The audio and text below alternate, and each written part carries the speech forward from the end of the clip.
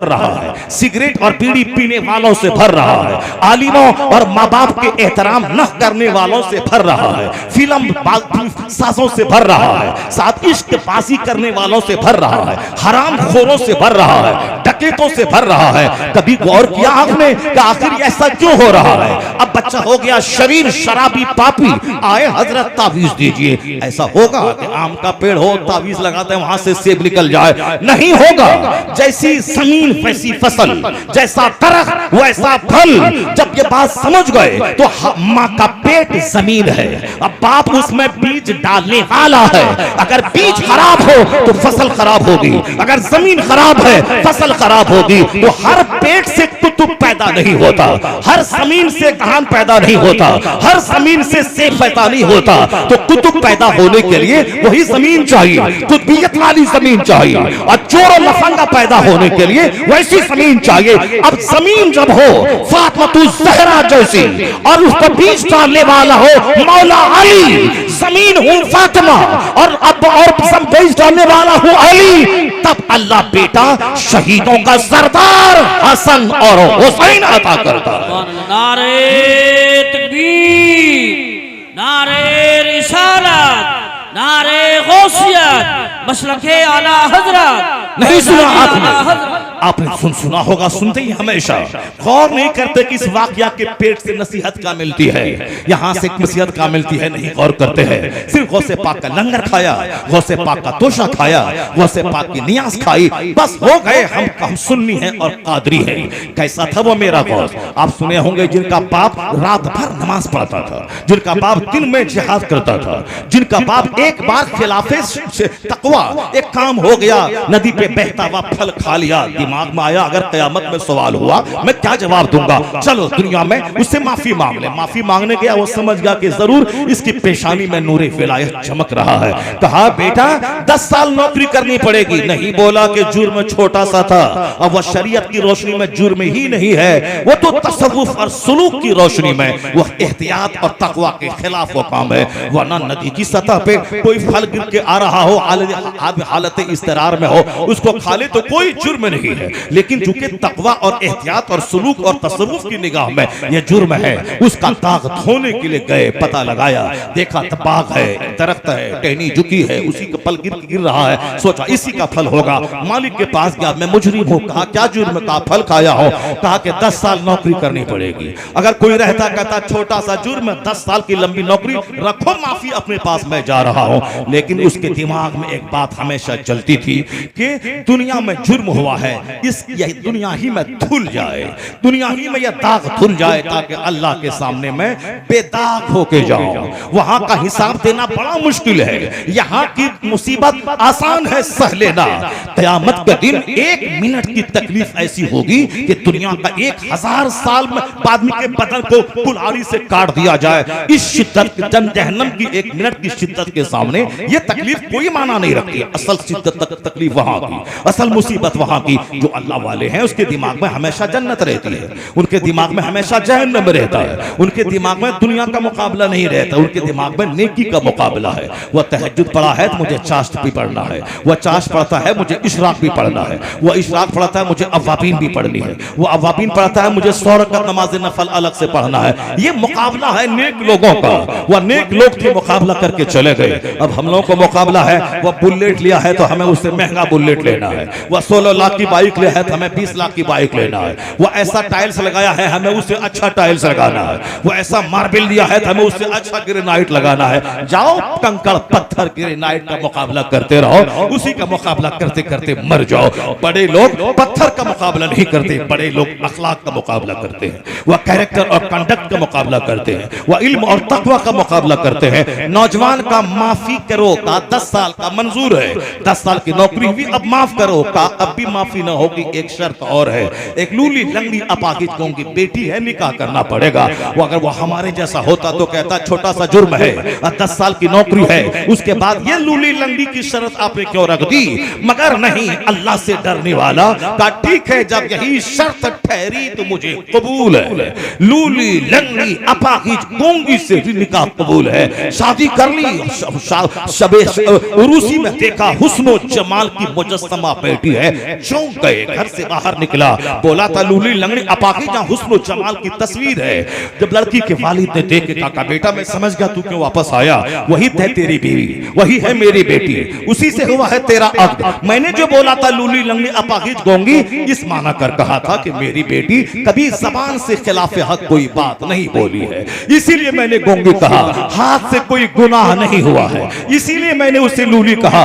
पांव गुनाह की तरफ नहीं चले हैं, इसीलिए मैंने प्यार से लंगड़ी कहा है। पेट में हराम गजा नहीं गई है, इसीलिए मैंने उसको कहा कि लूली लंगड़ी अपाहिज गूंगी है, भूखी प्यासी है, इसलिए मैंने तुझसे कहा मेरे लाल वो है मेरी बेटी। ये बताएं वो नौजवान जो उस मुसीबत समझ के अब्द किया था, लूली लंगड़ी अपाहिज है, मैं इसको ढोलूंगा, मैं सह लूंगा, मगर अल्लाह ताला मुझको माफ कर दे, कयामत के दिन मैं बेदाग होके जाऊं। ये गुनाह, ये मुसीबत है। लूली लंगड़ी अपाहिज को खिलाओ पिलाओ पेशाब पखाना करवाओ, ये मुसीबत है, मगर ये मुसीबत आखिरत की मुसीबत के सामने कुछ नहीं है। कबूल कर लिया।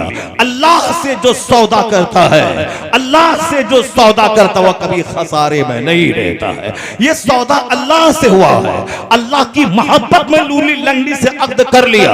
ये सोच के नहीं कि करामत से देख लिया कि वो अच्छी है, हाँ हुस्नो जमाल की देवी है, करामत से देख लिया, नहीं करामत से नहीं देखा, वह फैक्ट समझ करके लूली से निकाह कर रहा हूं, लंगड़ी और अपाहिज गूंगी से शादी कर रहा हूं। हकीकत में जो तारीख का जो पेज बोल रहा है वो यही है, करामत समझ के नहीं कि वो हाँ देख लिया मैंने, ये ऐसे ही बोल रहे वो नहीं, वो अपनी दानिश्त में वो लूली लंगड़ी समझ के निकाह किया। लेकिन जब उसका इनाम ये मिला, जो अल्लाह से सौदा करता है वो खसारे में नहीं रहता है। जब हुस्नो जमाल की तस्वीर देखी सजदा रेज हो गया, इलाही मैंने तो आखिरत की खातिर इसको उठाया था और तूने इसे इस वक्त का सबसे बड़ा इनाम बना के तुझको तूने अता फरमा दिया।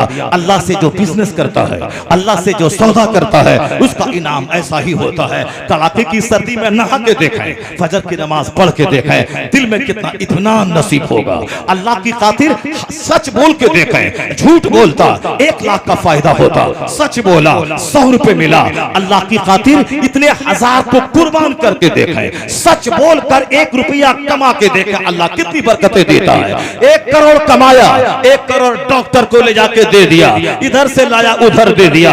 10 कमाया और आराम से चैन की गहरी नींद लिया, दिल भी मुतमईन है, बाल बच्चे भी अच्छे हैं। ये उन खरबों रुपए से बेहतर है जो उन हरामखोरों को कभी नसीब नहीं है। अल्लाह से बिजनेस करके देखिए, अल्लाह से मुसीबत मोल लेके देखिए, सच बोल के देखिए, हराम छोड़ के देखिए, बिस्तर छोड़ के नमाज पढ़ के देखिए, काली कलोटी दीनदार औरत से शादी करके देखिए। अगर सिर्फ मुखड़ा देखा, नफ्स की बात मानी, चेहरा देखा, ये नहीं देखा कि जवान हुई है 18 साल में, शादी हो रही 38 साल में, शादी जवान होने के ये 20 साल कैसे गुजरे, कहां गुजरे, कैसा गुजरा, हॉस्टल में कैसे रही, स्कूल में कैसे रही, कोचिंग सेंटर में कैसे रही, अपने बाप के घर में जवान होने के बाद 20 साल तक कैसे रही। नहीं आपने पूछा, न आपने पता लगाया, सिर्फ नाक देखा, आंख देखा, सिर्फ चेहरे का गोश्त देखा, हाइट देखा, रंग देखा, कह दिया कि ओके। जब पता चला बाद में उसके 4 हमल चोर दरवाजे से सदर हॉस्पिटल में गिराए जा चुके हैं, कहा नहीं वो तो मेरे लिए ही पैदा हुआ है। खबीस को खबीसा चाहिए, खबीसा को खबीस चाहिए। जब तू भी यूज्ड है, अब वो भी यूज्ड है, जब तुम दोनों सरेंडर कर गए, चलो दुनिया में चलता है, जो हुआ सो हुआ, अब नहीं होना चाहिए। ये खबीस वो खबीसा, बताएं खबीस और खबीसा जब दोनों मिलेंगे तो जो फसल पैदा होगी वो किस कदर खबीस फसल पैदा होगी, जली हुई फसल पैदा होगी। ये भी यूज्ड है, कोई इस्लामबाजी में लगा है, कोई मुश्तसनी में लगा है, कोई जनाकारी में लगा है, कोई तवाइफ के कोठे पे लगा है, कोई हरामकारी में लगा है, और उस तरफ भी शादी के 20 जवान होने के 20 साल हो गए। ये बाप कहां है? मुस्तफा ने कहा है जवान होने के बाद शादी फौरी दिला दे। अगर तू नहीं दिलाएगा, औलाद का पांव फिसल जाए, उस गुनाह में तू भी शरीक समझा जाएगा। पांव फिसले लड़के का मुजरिम हो बाप, पांव फिसले लड़के का मुजरिम हो बाप। बुखारी की हदीस में आया है, ऐसा नहीं कि कोई कमजोर हदीस है, बुखारी शरीफ में आया है। जवान होने के बाद अगर औलाद की शादी में ताखीर हुई, ताखीर निकाह की वजह से बच्चे का पांव फिसल गया या लड़की का पांव फिसल गया, उस जुर्म में माँ बाप शरीक समझे जाएंगे, इसीलिए तुम शादी फौरी दिला। ये जो आज सेनाकारी फैल गई है उसमें देर की शादी का 90% दखल है। मुस्तफा से हट के लोगों ने फैसला शुरू किया, नहीं लड़की पढ़ रही है, एमए करेगी, पीएचडी करेगी, उसके बाद उसकी शादी होगी, पीएचडी करने की उम्र होगी 40 साल। 40 साल के बाद औरत बूढ़ी हो जाती है, 50 साल के बाद मर्द बूढ़ा हो जाता है। 10 साल मैट्रिक का हो रहा है, उससे पहले 5-6 साल ऐसे गुजर गए, इंटरमीडिएट के 2 साल हो गए, 3 ईयर डिग्री ऑनर्स के 3 साल हो गए, पीजी के 2 साल हो गए, पीएचडी के 4 साल हो गए, उसके बाद साहब जॉब तलाशने में टाइम लग गया, 30 साल की हो गई, 40 साल की हो गई, अब साहब शादी नहीं, जॉब लगेगी, नौकरी लगेगी तब शादी होगी। उधर भी लड़का, उन्होंने 10+2 किया, 3 इयर्स ऑनर्स डिग्री क्लास किया कॉलेज में, पीजी किया, पीएचडी किया, नौकरी की तलाश की, उम्र हो गई 35 साल, 40 साल, नहीं जॉब मिलेगा तब शादी होगी। चाहे इस बीच में हर महीने तवाइफ के कोठे पे जाए चलेगा, मगर नौकरी मिलेगी तब शादी होगी। मैं कहता ए बेयकीना, तेरे घर में 5 लोग हैं, सारे लोग उसी कमाई में खा रहे हैं, अगर इस जवान बेटे की बीवी एक आ गई, एक परिवार बढ़ गया तो उससे क्या हो जाएगा? उसके लिए 1 लाख की नौकरी चाहिए, नौकरी करेगा तब खाना, तब वो एक औरत आएगी, तब वो खाना खाएगी। यहाँ यकीन कमजोर हुआ तो इसलिए कमाई करोड़ है, चेहरा सबका उतरा हुआ है। तुम शादी करो सुन्नत समझकर, अल्लाह रब्बुल इज्जत की बात मानकर, गुनाह से बचने के लिए अल्लाह तुम्हें गनी कर देगा। आया है कुरान में, अगर तू फकीर है अल्लाह तुझे गनी कर देगा, अल्लाह वहां से रोजी देगा जहां से तू सोच नहीं सकता है। मगर नहीं, नौकरी होगी, एक पेट को खिला पालना है, उसके लिए नौकरी चाहिए, 5 लाख का बिजनेस चाहिए तब शादी होगी। इस बीच में तो यूज होगा ही, इस बीच में तो सारा काम होगा ही। उसके बाद जब खंखड़ हो जाओगे, एक दो बच्चा हुआ, दोनों बूढ़े हो गए, 1 दर्जन बीमारी हो गई, जिंदगी का सारा लुत्फ खत्म हो गया। शादी अगर 18 साल में की, अगर बच्चा 19 साल में हो गया, तू होगा 40 साल का, तेरा बच्चा होगा 20 साल का, तो तेरा शानदार पार्टनर वो हो गया, तू भी कमाएगा वो भी कमाएगा। तू है 40 साल का, तेरी बेटी हो गई 20 साल की, तू अपनी होशो हवास में जवानी में उनकी शादी करवा दे, वरना तू हो जाएगा 70 साल का, तेरी बेटी होगी 20 साल की, तो एक बोझ सीने पे लेके पैसा कहां से लाए, कहां भाग दौड़ करे, कहां से रिश्ता ढूंढे, या बोझ लेके मर जाएगा, तेरी बेटी कुंवारी रह जाएगी। मुस्तफा लाजवाब है, मुस्तफा का हर कानून लाजवाब है, उनका हर दस्तूर लाजवाब है, उनका हर उसूल लाजवाब है। मुस्तफा से हट के दुनिया में आग लग गई, दुनिया ज़िना से भर गई। एक रास्ता है, नबी ने जो कहा है, वक्त पे शादी, अगर इस उसूल पे अमल करेगा 90% ज़िनाकारी का खात्मा हो जाएगा, पाकीज़गी का माहौल पैदा हो जाएगा। नारे तकबीर, खिलाफे पैगंबर का से रहगुज़ीर कि हरगिज़ पवनसिल न ख़ाहद रसील। मुस्तफ़ा से हट के जो जिएगा नहीं होगा समाज का कल्याण, नहीं होगा समाज का भला। ये जो नाचता कूदता है, मुशरिकों की क्या बात करना है, यहूदियों की क्या बात करना है, नसरानियों की क्या बात करना है, जिसके पास न जीने का उसूल है, जिसके पास न मरने का उसूल है। वहां तो साहब एक भाई शादी करता है, अब 5 भाई मिलकर के उसी से फायदा उठाता है। इन खलीसों, इन खसीसों, इन रसीलों की कोई औकात है क्या? उससे क्या डरने का, उससे क्या बात करने का? यहाँ मोमिन है जिसे देखना है क्या हराम है, क्या हलाल है, क्या राइट है, क्या रॉन्ग है, क्या बेनिफिशियल है, क्या हार्मफुल है, क्या लाभदायक है, क्या हानिकारक है, क्या गुड है, क्या बैड है, क्या राइट है, क्या रॉन्ग है। इसलिए मुस्तफा ने कहा दुनिया सिजनुल मोमिन व जन्नतुल काफिर। This world is prison for believer, paradise for disbeliever. यह दुनिया मोमिन के लिए कैद खाना है। कैद खाने में आदमी आजादी से नहीं घूमता है, इधर दीवार उधर दीवार इधर दीवार। इसीलिए हुजूर ने कहा दुनिया मोमिन के लिए कैद खाना है।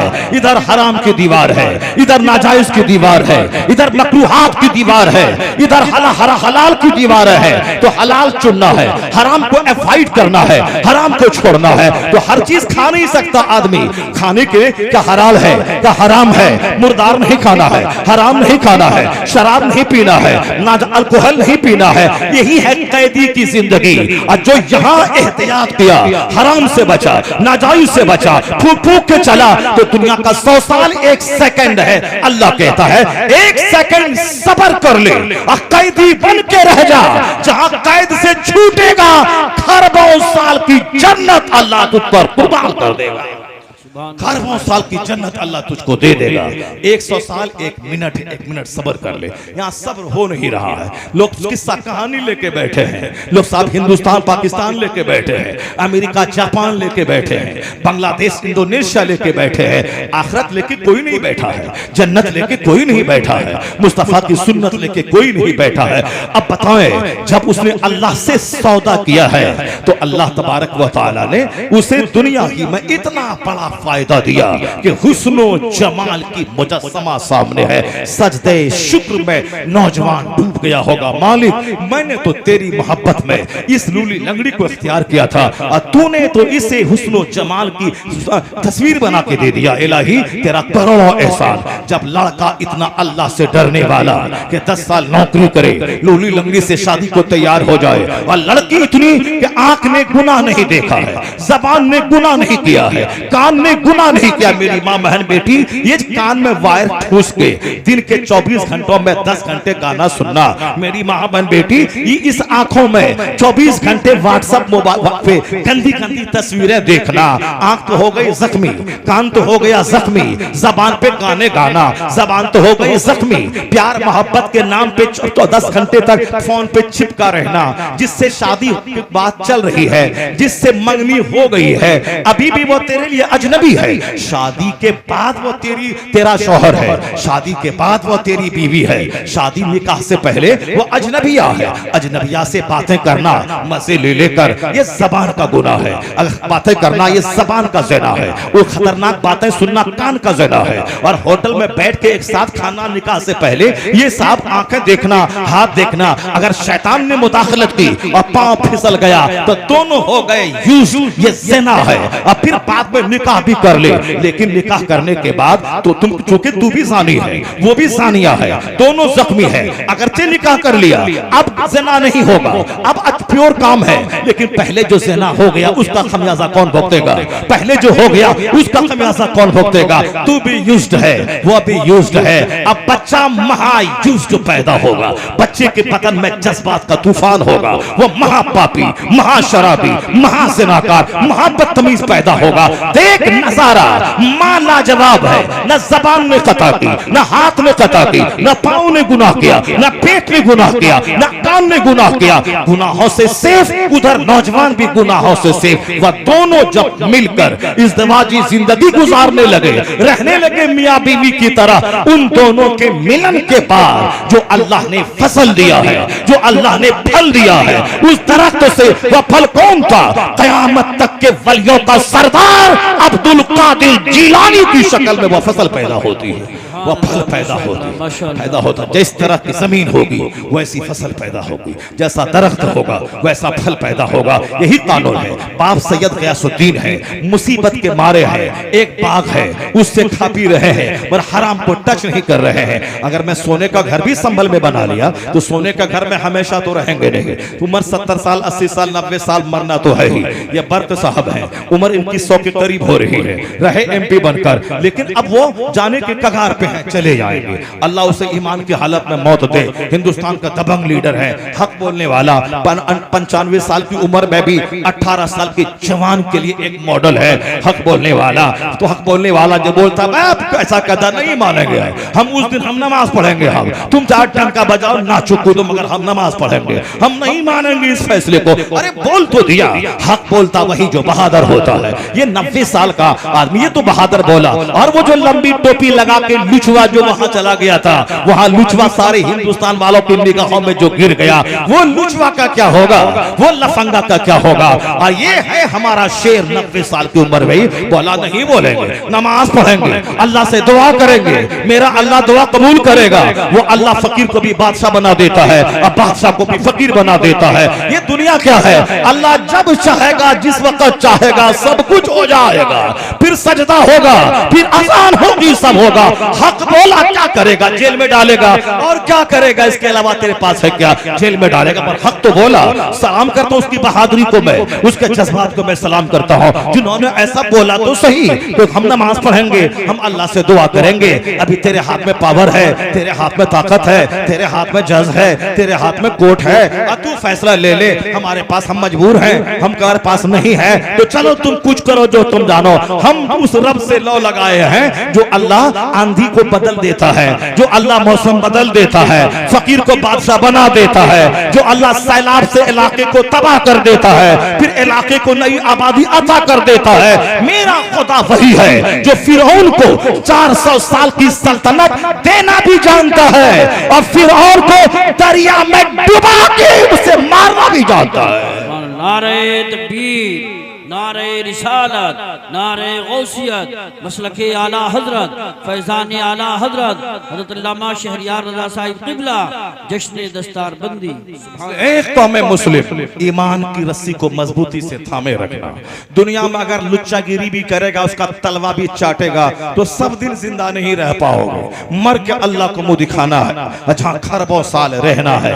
मरना तो है ही, अगर दीन के नाम पर अगर मर गए, अगर किसी ने तकलीफ दिया, मैं दाढ़ी हूं, दाढ़ी मेरे पास है, कोई मार रहा है, मैं मुस्लिम हूं, कोई मुझे तकलीफ दे रहा है, इतना तो कहेगा अल्लाह के सामने, इलाही मैं तुझ पर ईमान लाता था, मैं सताया गया हूं, मैं कलमा पढ़ता था, मैं सताया गया हूं, मैं नमाज पढ़ता था, मैं मारा गया हूं, तेरे लिए मारा गया हूं। फिर जन्नत का मालिक खुदा अगर मुस्तफा की शफाअत से तुझे बख्श दे 50 खरब गुनाह एक तरफ, एक तमाचा खाना एक तरफ, अल्लाह जिसे चाहता है माफ कर देता है। तो ये सस्ता सौदा है अपने गुनाहों की माफी का, करोड़ों गुनाहों की माफी का। गर्दन कटी, करोड़ों गुनाह कट गया, सब माफ किया। वो चाहे 1000 दुआ करो, सबके नसीब में शहादत नहीं है, सबके नसीब में गर्दन कटाना नहीं है, सबके नसीब में मदीना में मौत नहीं है, सबके नसीब में काबा के अंदर मौत नहीं है, सबके नसीब में तवाफ करते हुए मरना नहीं है, सबके नसीब में अरफात के मैदान मिना मुजदलिफा में